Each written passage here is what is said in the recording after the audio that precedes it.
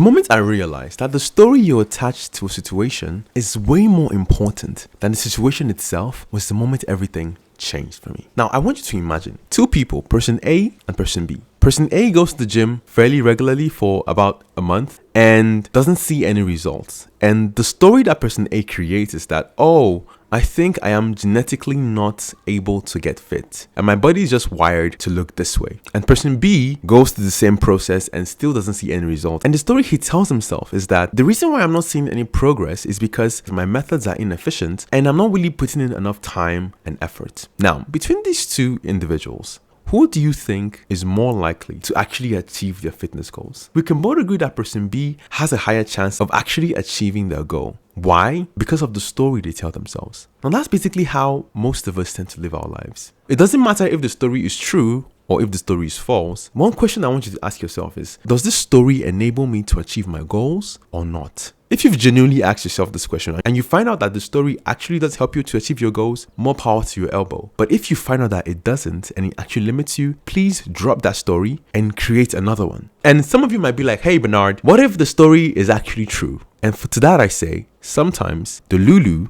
could actually be the Solulu.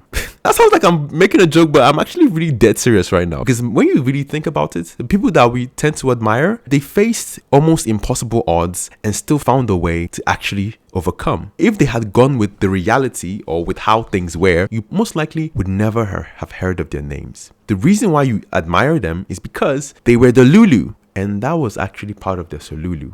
You're welcome.